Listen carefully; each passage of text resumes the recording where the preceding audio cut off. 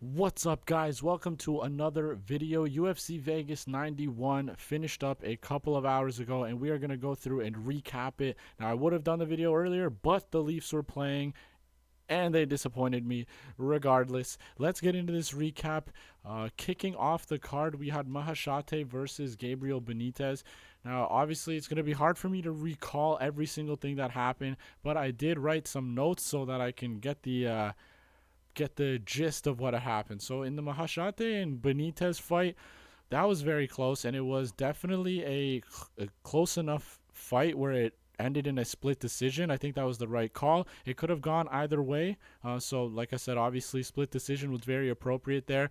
Maheshate does have a lot of work to do. Now, he's only 24 years old, and he ended up winning tonight, which was great, obviously, for his career, especially beating a veteran like Gabriel Benitez. But like we predicted in our breakdown video, we said he was going to struggle with those leg kicks, which he did immensely. Benitez was like 13 for 13 on leg kicks halfway through that fight. I'm not sure what it ended up, what the stats ended up being in that department, but he had a lot of trouble with that leg kick. He is also very hittable. Maheshate keeps his head in the center and hardly has any of that head movement. Fantastic fight from Benitez. He put up a way better fight than I thought he would, just considering his inactivity the past few years, plus the loss to Jim Miller last time out. You can chalk that up to rust from being out of the cage. He looked pretty decent against a 24-year-old kid that was the faster fighter. Regardless, Maheshate and Benitez, that was an action-packed fight for the entire 15 minutes. Great matchup there. Way to start off the first fight after UFC 300. Obviously, name value lacked on this card here, but that was a nice way to come back to UFC fights after a week off. A lot of back and forth. Both of the fighters were landing decently on each other. And honestly, the best part about this was there was no, neither fighter thought about clinching or grappling at all whatsoever. These two were just forward pressure on both sides, just throwing bombs at each other. And it was a nice high-paced, high-volume fight, and Maheshate got the win. So first dub of the day because we had Maheshate in that fight. But yeah, great fight overall. Nice split decision win for the youngin. Hopefully he can work on some of the skills that he's lacking on, like those leg kicks and that head movement. Regardless, good win there. Let's move on to the next fight. Next fight was Ivana Petrovic going up against Liang. And just like every single Liang fight, she came out super heavy pressure style, in your face. She was kind of throwing Petrovic off. You could see it on Petrovic's face. She couldn't get her timing down because of the wild striking and looping punches from Liang. And Liang obviously wants to go to that wrestling. That's where her main skills lie. So she was able to take down Ivana early in that first round. She had a fantastic first round against her, and Petrovic did end up on top and was threatening that armbar late in the first round, but she didn't have enough time to finish it up. Now, second round came, and it was a little bit different. Petrovic realized that she's not going to be able to find her timing and kind of take her time and try to pick her shots against a fighter like Liang because of her wild high pressure style. So she decided, why don't I set the pace on the offensive wrestling end? Don't let Liang get her wrestling going, and that's exactly what she did. Petrovic came out with a completely different game plan in the second round, which was great on her coach's side. That's a great thing for her to have going forward in these UFC fights. So she was able to start wrestling. She looked pretty dominant in that second round. Got some top control where she actually at the end of that second round looked like she could have finished Liang by TKO. Didn't end up happening, but she had a dominant second round, and then I believe she ended up doing the exact same thing in the third. Liang, as always, comes out super hard in the first and then fades in that second and third round. In those two rounds there, and she ended up looking absolutely exhausted. Got taken down again. Ivana Petrovic got top control. I believe she had full mount, if I'm not mistaken, and I believe she finished with a arm triangle choke that wasn't even fully locked in, but you can just tell Liang was super exhausted, ended up tapping. I thought she was going to finish her by TKO late in that fight. Good for her for switching it up. She used that purple belt BJJ skills that she has and got that arm triangle choke victory. So good for Ivana Petrovic for getting a win in her second fight in the UFC. A nice little bounce back after her loss in the debut she had against Luana Carolina. That's 2 for 2 so far on the night. Now, next up, this is the James Llontop versus Chris Padilla fight. Now, I know in my breakdown video I had chose James Llontop because I was unfamiliar with Chris Padilla. I said the late notice replacement, the short notice, I should say, on the Padilla side. I didn't really like that, although he did have a fight booked a month from now in Uriah Faber's fighting promotion, but I changed my pick after the weigh-ins. Now, I haven't been making like post weigh-in videos. I'm gonna start doing that because, and I know it sounds convenient because I picked James in the video, but I did tweet this out on my page. It says, in the next fight, I have this weird feeling about Chris Padilla defeating James Llontop for some reason. So I put Chris Padilla. He was at plus 380 odds. I said the value is super intriguing, and the slight weight miss on the Llontop side is off-putting. Now, I thought I could be way off. I also placed a bet on him, which ended up cashing. So just a little bit of proof that I actually did switch my pick. In the video, I did pick James Llontop, but only because of my lack of knowledge for Chris Padilla. Now, after watching the weigh-ins, James Llontop missed weight by half a pound. I think he came in at 156.5. Now, I know it's only half a pound, but you can't use that excuse of, oh, it's only half a pound. Well, if it's only half a pound, why wasn't he able to cut it? Do you know what I'm saying? So I know that it was just, he was throwing me off with what I saw at the weigh-ins. So like I said, I'm going to start doing post weigh-in breakdowns as well to see if we change our pick. That was the only pick we did end up changing, and good thing we did because that was a huge underdog pick for us. Now that fight was really short. It was a first round submission. I think rear naked choke on the Chris Padilla side. He timed he had two very well timed takedowns in that fight. Neither of them really got anything going on the feet, but on a couple of exchanges, when James Llontop threw some strikes, Padilla ducked under and had a powerful double leg takedown twice. The second time, he was able to pick him up and toss him. That was really awesome to see. I'm going to enjoy watching Chris Padilla fights because he is exciting. But yeah, basically neither of the fighters could get anything going. Chris Padilla landed those two solid takedowns. Now, James Llontop did look good in terms of getting back onto his feet. I don't know if that's a lack of control on the Padilla side or just a James Llontop thing about how he was able to do all the right things and get back to his feet. Regardless, a little bit later on in that first round, Llontop, I don't know if he slipped or what he ended up doing, but he ended up on his ass, and Chris Padilla just got on top, was able to snatch the back as Llontop was trying to get back onto his feet after he slipped, or it was kind of an odd situation there. And Chris Padilla moved to the back smoothly, wrapped up a choke very quickly, and ended up tapping out James Llontop. So that's a huge win for him because not only was this a UFC debut for both fighters, Chris Padilla got it on short notice, and it was 3 or 4 days, and he was able to get the win in the first round against a highly touted prospect in James Llontop. So good for Chris Padilla. I know it's kind of annoying because I picked James Llontop in my breakdown video, but like I said, I did switch last minute. I will start doing post weigh-in show breakdowns. I'm just gonna count this as a neutral. It was a dub, but not really because in my breakdown video. Regardless, let's go on to the next fight. It is Mann versus Ketlin Souza. Now this fight went basically how I thought. Ketlin Souza was the much better striker on the feet. She looked like she had the power. She looked like she had the speed. Mann, like I said, no diss to her. She's a very tough woman, but she is not UFC caliber. Ketlin Souza was basically doing whatever she wanted in that fight. She was dominating every single minute except 2 or 3 minutes into the third. Mann was able to get top position on the ground and start putting in some good work there, but Ketlin Souza eventually got back to her feet. But before that last 2-3 minutes of that third round, Ketlin Souza looked like she was going to TKO Mann on the feet up against the cage. She was landing huge strikes. Just a nice bounce back performance from her after getting knee barred by Karine Silva in her UFC debut. But like I said, I didn't think Mann was UFC caliber. She kind of showed it in this fight here.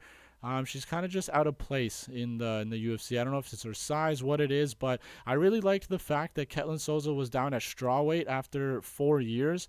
I think that's her true weight class. I think she's going to find the most success there. So hopefully she continues in that weight class. But like I mentioned in my breakdown video, Mardik Man is a tough girl. So I was expecting her to be able to survive the onslaught from Ketlin Souza. That's why our official pick was Souza by decision, which ended up cashing perfectly there. So nice little breakdown for us. Another dub in the books. We started off this card pretty well.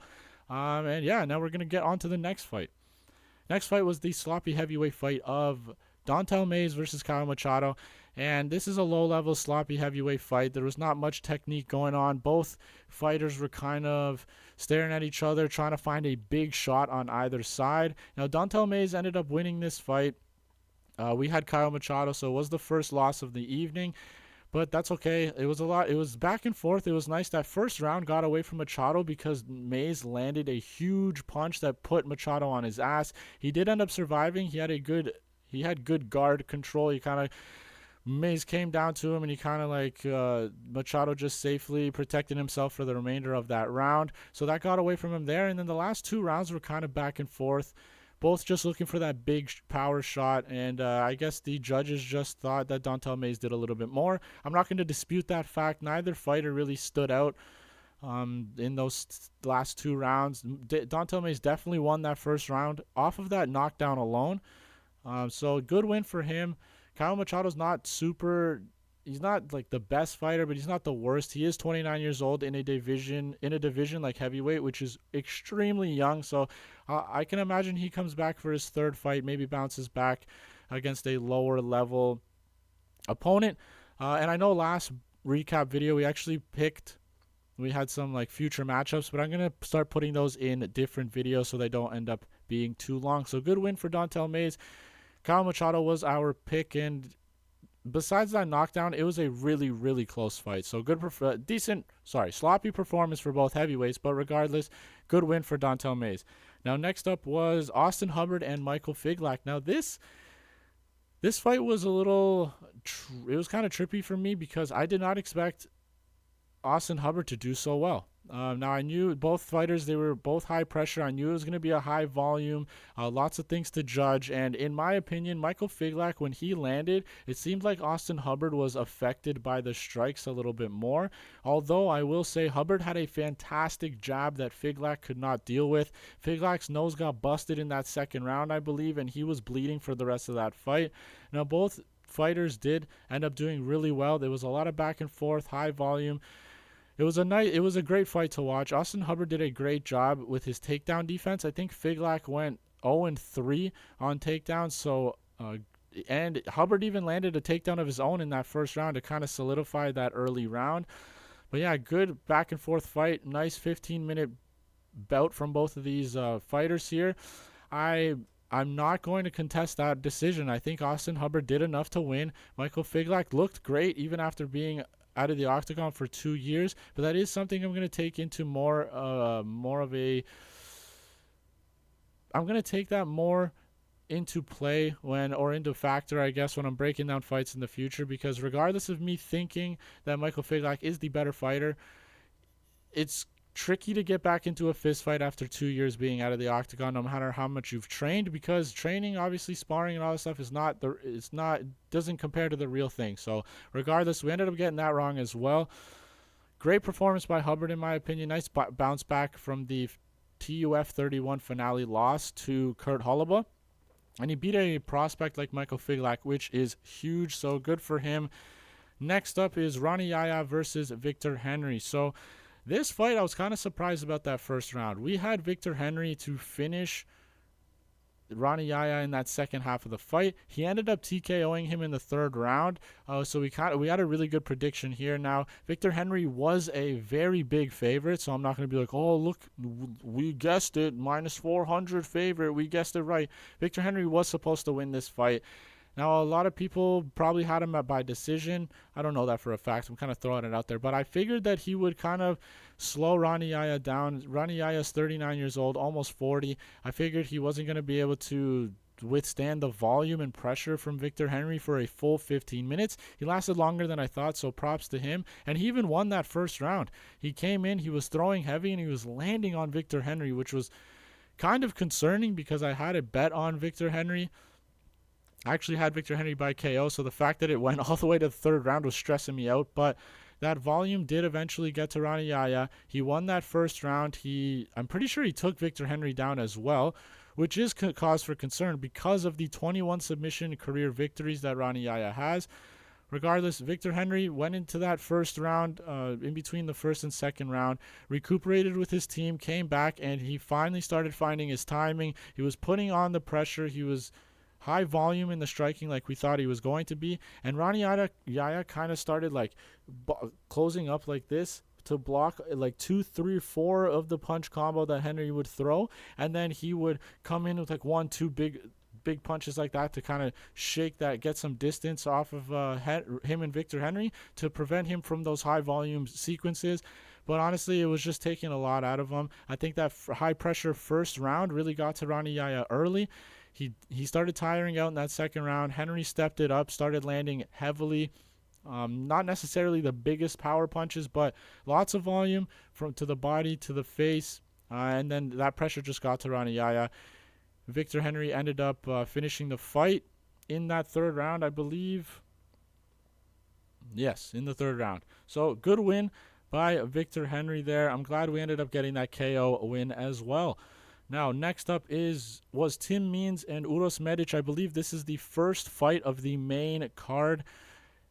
Make sure you guys like and subscribe for more UFC content from Limpy MMA. Now, getting into the main card, we had Tim Means and Uros Medic. What a knockout by Uros Medic. Now, I know Tim Means is tough. He is 40 years old, so he's definitely on the very back half of his career, but he's an absolute dog. I thought he was going to last a little bit longer in there. We got to see Medic starch Tim Means early in that fight. I think it was 2 minutes into the fight. So what happened was Tim Means had a good game plan. He saw what Miktabek Orolbai did to Uros Medic in his last fight back in November. So the first thing he started out doing was he wrapped up that body of Uros Medic, put him up against the fence, and just worked in the clinch. Now he was trying to wear down Medic. He thought he saw a hole in the gas tank because we saw him gas out against Orolbai, which I actually said in my breakdown video it would probably pay dividends for Tim Means to try to wrestle and grapple in this matchup, which he ended up doing. I don't know if he really necessarily tried. I think he tried to get him down in that first clinch sequence, and Medic did a fantastic job staying on his feet. But yeah, so there was one clinch session. Medic was able to get him off the fence. He broke free. Next, Tim Means went in again, tried to lock up that body, clinched him, put him up against the fence. Medic did a great job staying on his feet and not getting too damaged, not getting too tired up against that cage. Now, one thing Tim Means was doing in that fight is when he would go to grab the clinch, he would kind of like duck his head and then like go for the body like that. So he wouldn't necessarily go for a takedown, but he would dip his head still before he went to go grab the body lock to clinch up with Uros Medic. So Medic realized this after the first 2 successful clinch attempts from Tim Means, and he timed that uppercut on the third entry beautifully. Tim Means ducked his head to try to do the same thing, and boom, Uros Medic landed such a beautiful uppercut, and it knocked out Tim Means immediately. He followed up with one punch on the ground, put Tim Means away nice and early. Huge knockout victory by Medic. We had him to beat Tim Means in the second or third round by KO. Regardless, we had Uros Medic by KO. Big dub for him against a dog in Tim Means. He was 40 years old, so I'm not going to be like, oh, fantastic win, put him in the top 10. None of that. Medic still has a little bit to go, but that was a fantastic fight as long as it lasted. Nice KO victory for Medic, and we got that one right as well. So moving on, we're going to go to the Jonathan Pearce and David Onama fight. Now, this fight was awesome to watch. It was full of excitement. Lasted a full 15 minutes. Now, a lot of people had David Onama to absolutely starch Jonathan Pearce on the feet, but from what I remember, both of these fighters did things that a lot of people, a lot of viewers and analysts thought that they couldn't do. For example, early on, Jonathan Pearce was landing pretty good shots on the feet against David Onama. He seemed like he was half competent in his striking, even though we know that he doesn't have good striking. Now, he was landing a little bit. Obviously, he's going to go and work in those wrestling exchanges, try to get those takedowns, because we know David Onama does struggle defending those takedowns. Now, nothing really was different in that sense against Jonathan Pearce in this matchup. David Onama was getting taken down, but one thing that surprised me were those scrambles, the grappling exchanges between these two fighters. There was a lot of back and forth, and David Onama surprised me. He was able to do reversals on a fantastic wrestler in Jonathan Pearce. He was on bottom, swept Jonathan Pearce, got on top. It was beautiful. It was a great performance by both fighters, in my opinion.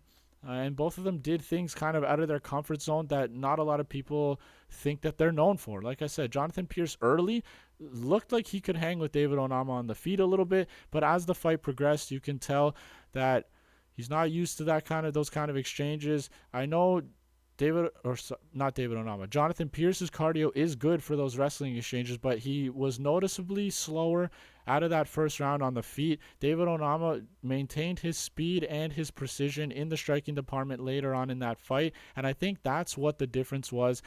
Because he was able to reverse positions on the ground, the judges can't really score a dominant wrestling exchanges for Jonathan Pearce, because he was allowing David Onama to get those reversals and do not equal, but do some work on the mat as well. And the thing that really stood out the difference really was in the striking exchanges. David Onama was faster, cleaner on the feet, and I think what the judges were saying, this fight was a little hard for me to continue watching. My dad ended up coming down. Regardless, I was back and forth trying to watch it as much as I could. From what I understood, the first and second round was one for David Onama, one for Jonathan Pearce. I would hate to be a judge in a fight like this because it was super close and there was a lot to score on both ends. But David Onama looked like he was landing way better shots in the third. There was nothing really that Jonathan Pearce that stood out in that last round, other than the fact that the last 10 seconds, these guys were just boom, boom, boom, boom. They just started swinging left, right, trying to land on each other. That was a really exciting 10-second sequence that I did not expect from a fighter like Jonathan Pearce, but good on both of them. This was a fantastic fight. David Onama ended up winning. I have no objection there. Fantastic fight from both men. I'll be excited to watch these two fight in their next outing in the UFC. So great win for David Onama. Next up, another heavyweight fight. It was Austin Lane versus Jonathan Diniz. Now, this fight, I said that I couldn't trust Austin Lane to take the path of least resistance and wrestle Jonathan Diniz, considering his kickboxing background.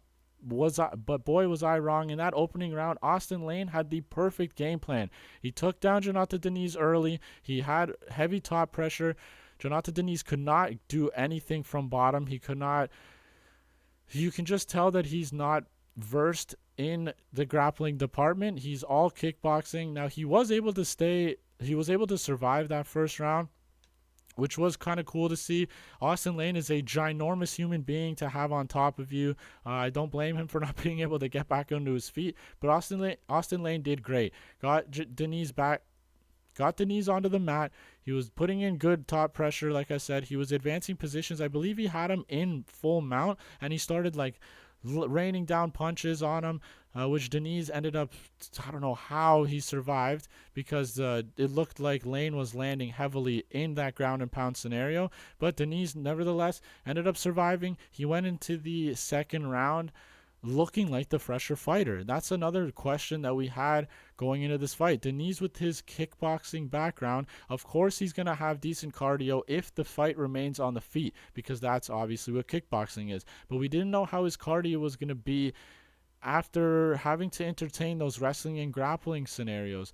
You use different muscles that you don't use while you're striking, obviously. So it was going to be interesting to see how Diniz did in that department. Now, he does have some work to do in the grappling. We saw that he was controlled, he was dominated on the ground, but he was the fresher fighter going into that second round. Austin Lane looked exhausted, he looked tired, he couldn't get those takedowns in the second round. Diniz was kind of shoving him off, and he did a fantastic job doing that. But then Diniz started marching forward, taking advantage of Austin Lane's I was going to say exhaustedness. Jesus.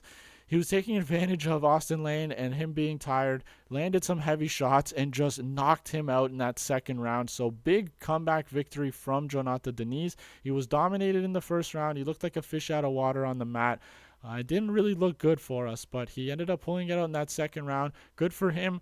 We've learned that his cardio is going to hold up a decent amount, even if he's wrestled in the future. So he needs to work on that defensive wrestling a bit and that grappling on the ground. But regardless, great knockout victory for him. I do not know what's next for Austin Lane, but I'm excited to see another fight from Jonathan Diniz. All right, next up, this is the third last fight of the evening. It was the Ariane Lipski versus Carini Silva. Now, this was a little weird. Watching this fight, Carini Silva won a unanimous decision, but one of the judges gave her a 30-27. I don't know that she won every round. I think Ariane Lipski was doing the better work later on in that fight on the feet. Carini Silva she threw a lot of kicks up the middle, and I think that was more to keep Ariane Lipski at leg range because she has that nice tight boxing style and those heavy hands in the pocket. I think Carini Silva was doing a great job threatening the kick up the middle to kind of keep that range so that Lipski couldn't come in and get her boxing going. So that was a good strategy there. She was eventually able to take Lipski down to the ground, which I didn't have really. I honestly thought she was going to be able to find a submission in this fight against Lipski, even though Lipski's never been submitted before. Carini Silva's grappling is second to none, and it even showed in this fight. She was able to take a competent grappler and put her in bad spots. She threatened multiple submissions throughout the fight, and there was actually a sequence where Ariane Lipski had Carini Silva's leg and was threatening a knee bar or a heel hook, something along those lines. She didn't end up getting it. Carini Silva got back to her feet, but decent fight overall. Lipski looked better on the feet there. Like I said, I don't think Carini Silva won 30-27. I don't think she won every single round. I think 29-28 was the better scorecard from both of the other judges. It was kind of nice to see Silva being more human. She's not looking like the world beater that she was leading up to this. She's on a 9-fight win streak now. She had 6 submission victories in a row.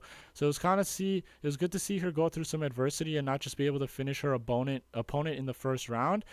So we got to see a little bit of a different side of Carini Silva that's going to actually help her in the future going through that adversity. And it's nice to know where she sits when she can't get that submission. She's going to keep trying. She's going to keep moving forward, throwing those kicks up the middle. Now, that third round I didn't really like seeing from Carini because it looked like she was tired, but she wasn't huffing and puffing. And the reason why I say she looked tired was because when Lipski was landing anything, whether it was on the body, on the to the head, Carini Silva was like stumbling back and like didn't have her legs under her. I don't know what was going on. She was clearly tired. Lipski looked like the fresher fighter in that third round. But yeah, either way, I'm not totally upset with the decision. I think Lipski was doing the better work on the feet, but Carini Silva did threaten a lot of submissions throughout that fight and had decent control on the ground as well. So good victory there for Carini Silva. Like I said, it's good to see her go through some adversity, and it'll be nice to see her get even better moving forward. Now, next up is our co-main event of the evening. It was Ryan Spann versus Bogdan Guskov. Now, this fight, I am so happy it turned out the way it did because in my breakdown video, I explained to you guys Ryan Spann is the better fighter. There is no doubt in my mind about that. Ryan Spann has a great skill set for MMA. It's just the reason why I picked Bogdan Guskov, I said it in my video, is you cannot trust Ryan Spann. He finds a way to lose, and that's what he did in this fight. That first round was similar to the Austin Lane, Jonathan Diniz round, simply because Ryan Spann was able to get Bogdan Guskov to the ground, put him in terrible spots. He had him flattened out on his back, doing some great ground and pound work, and even threatened a rear naked choke submission. Bogdan Guskov was able to survive. We knew that Ryan Spann was going to be the better fighter. He showed it in that first round. That second round, though, it seemed like Ryan Spann got a little tired. Bogdan Guskov was not as tired as a lot of people thought he was going to be, and he started landing some great punches on Ryan Spann. I don't know exactly which one it was, which specific strike it was, but Bogdan landed a big strike. You could see that it visibly wobbled Ryan Spann, and then he hit him again, put him on his ass, got on top, and just had that finishing instinct and put him away. A finishing instinct that Ryan Spann didn't have in his last fight against Anthony Smith. Like I said, Ryan Spann's the more talented, skillful fighter, but I can't trust him to find his winning condition. I can't trust him to smell the blood and finish the fight when he has the opportunity. We saw that in this fight. I mentioned it. Guskov is not the better fighter, but I can trust him to go out there and fight for my money. Give me his all. We ended up cashing another great underdog pick there. So awesome. I'm really pumped that we ended up going with Bogdan Guskov. Ryan Spann has let me down too many times, but this time he did not. He still lost, but he didn't let me down. Let's go. Great pick there. I'm actually excited to see Guskov going forward. If he can put away somebody like Ryan Spann like that in the second round, if he can like clean up a little bit and not be so hittable, it's gonna be exciting to see him in that light heavyweight division. Now moving on to the final fight of the evening, it was Matheus Nicolau versus Alex Perez. Now this was a fantastic fight for Alex Perez. We had Matheus Nicolau, as a lot of people did. Alex Perez fought 5 weeks ago against Muhammad Mokaev, where he lost a unanimous decision. He also took this fight on short notice. Now, I didn't know this, which I should have. I should have done my research a little bit more. But Alex Perez was actually scheduled to fight next month, I believe. So he was in training camp. So it's not like he was just coming off the couch, kind of filling in a vacant spot here because of Manel Kopp withdrawing. So that was a little bit of a fumble on my end. But Alex Perez came in and looked fantastic. That first round, so I wasn't really shocked about Perez finding some good shots to the body. He landed solid leg kicks as well. Matheus Nicolau, like we mentioned in my breakdown, he's very methodical. He's very patient. He minds his P's and Q's. He's really he just kind of sits there, waits, plots, all that stuff, and doesn't really worry about, especially in a 5-round fight, isn't worried about going all out in that first round. He's kind of like making his reads, all this stuff. Now, there wasn't many significant moments in that first round. Like I said, Perez landed some nice shots to the body. He was chewing up that leg of Nicolau. But the most significant moment in that first, Nicolau landed a nice two-piece combo on Perez. He hit him with a right straight down the pipe and then followed up with a fat left hook. Alex Perez ended up eating those shots, but they were nice and heavy on the Nicolau side. He looked really sharp on the feet. It was looking like it was going to be a nice 5-round, kind of 4-round fight where Nicolau kind of just bobbed, weaved, moved his feet, used his footwork to kind of stay out of range and stay out of danger from Alex Perez. And we mentioned in the UFC for Nicolau, on the Nicolau side, in the UFC, beyond 2 extremely well-timed, powerful strikes, he is perfect. He was 7-2, and his 2 losses were because of a perfectly timed strike. Against Dustin Ortiz, it was that head kick. Against Royval in Nicolau's most recent fight before this one, it was a crazy knee from Brandon Royval. Now this time, it was a right hand from Alex Perez. Now, in terms of the impact and like the way it was set up, I'm not gonna. The way that the knockout happened was similar to Topuria and Volkanovski. Now, like I said, it's not as like impactful and it didn't get set up as nicely as Topuria did, but Alex Perez, similar way. Topuria pushed Volk up against that cage, threw some flurries, and then caught him perfectly with a right hand to put him away. Alex Perez did the same thing to Nicolau. He noticed Nicolau was on his back foot the whole time. He knew that he had to catch Nicolau because he had to pin him up against the cage because of how good Nicolau's footwork was. So what did he do? He blitzed forward. As Nicolau was moving to his left around the cage, Perez was kind of cutting it off, throwing a multitude of strikes, and then he came up top and clipped Nicolau perfectly, like right half in the temple and half in the cheek, and kind of like snapped his head like this, and Nicolau just dropped, knocked him out clean. That was a fantastic win by Alex Perez. Nice little bounce back for him since he's only fought 3 times since 2020, has lost all 3 of those fights, and to come in and knock out somebody like Nicolau, of Nicolau's caliber, that's a huge bounce back victory for him. I was not expecting that whatsoever. I even said in my breakdown that I don't think that Alex Perez has that one punch, that one strike that it's going to affect Nicolau, like the Dustin Ortiz head kick, like the Brandon Royval knee. But boy, did he prove me wrong. Now, like I said, great knockout victory for Perez. I was completely shocked, but it seems like Nicolau's chin has gone against him. I thought that knee was just kind of like, that was just one of those ones that is just so perfectly placed. A nice, powerful strike that put him away, but it does seem like his chin is gone at flyweight. One punch get knockout like that does not look good. So once again, great comeback victory for Perez in terms of his career comeback. Those 3 losses in a row was looking kind of it was looking bad. It was looking dark for Alex Perez, but that knockout win is huge. So a great overall card. I mean, there wasn't anything special. We had some good solid wars. We had a few finishes that were nice to see. Obviously it wasn't UFC 300 level, but we do have UFC 301 next week, which I will be breaking down, so make sure to check that out. Thank you for joining me for the recap. I'll be dropping a video on who I think should be fighting next from the winners and losers of this card, and I will be dropping post weigh-in breakdowns as well from now on because of that Chris Padilla situation. Thank you guys once again. I'll see you in the next video.